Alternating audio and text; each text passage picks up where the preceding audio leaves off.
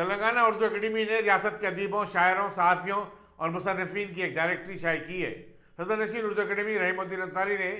اپنی رہائش گاہ پر منعقدہ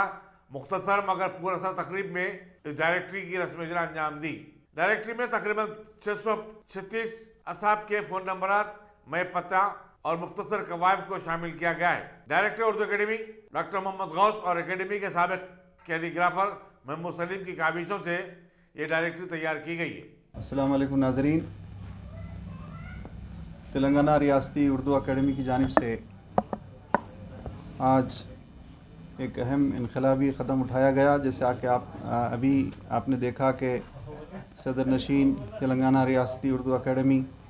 جناب ڈاکٹر محمد رحیم الدین انصاری صاحب نے رسم اجرا انجام دی ایک ایسی کتاب کی جو ہماری ریاست کے اندر شعراء اکرام، مصنفین اور جتنے جرنلسٹ حضرات ہیں ان حضرات کی خدمات کو نہ صرف ہم نے تسلیم کیا بلکہ ان تمام کا جو بایو ڈاٹا تھا، آپ دیکھ سکتے ہیں کہ 634 تمام حضرات کا جو تقریباً ان کا بایو پروفائل ہم نے جمع کیا، اور یہ بہت برسوں سے کام چل رہا تھا، اس کی بہت ارخریزی کی، اور ہم نے آج صدر نشین صاحب ڈاکٹر رحیم الدین انصاری صاحب کے ہاتھوں اس کی رسم اجرا انجام دی۔ میں سب سے پہلے جناب صدر نشین صاحب ڈاکٹر محمد رحیم الدین انصاری صاحب کا شکریہ ادا کرتا ہوں، اور ان تمام ہمارے جو سپورٹنگ ملازمین ہیں، خصوصاً کرشنا صاحب،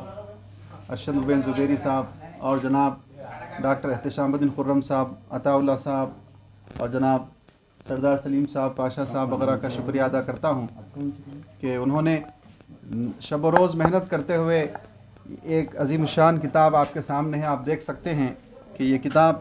کتنی یعنی خوبرو شکل کے اندر، یعنی بہترین اس کی تزئین ہوئی ہے، اور میں خواہش کرتا ہوں کہ یہ تمام تلنگانہ کے بلکہ ملک کی تمام نامور لائبریریوں کے اندر یہ دستیاب ہو، اور اس کے ذریعے سے آپ جان سکتے ہیں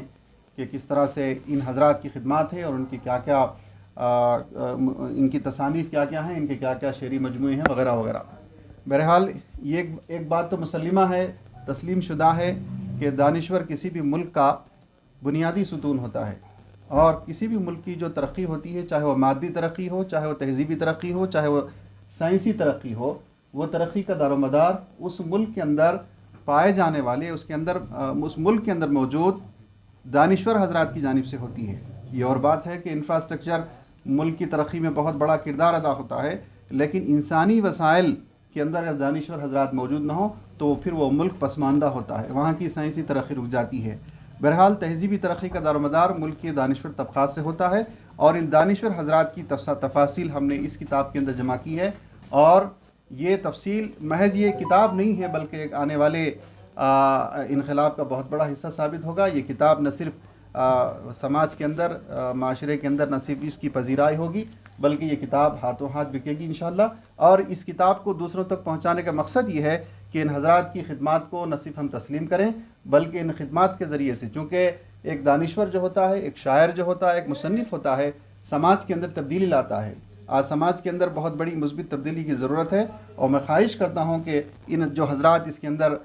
جمع کیے گئے ہیں، ان حضرات کی تفصیل کو ہم نے نہ صرف تسلیم کیا ہے بلکہ یہ تفصیلات ان کی آنے والی زندگی کے اندر، ان کے آنے والی تصانیف کے اندر، ان کے آنے والے سرگرمیوں کے اندر انشاءاللہ بڑھوتری کا باعث بنیں گے۔ بہت بہت شکریہ۔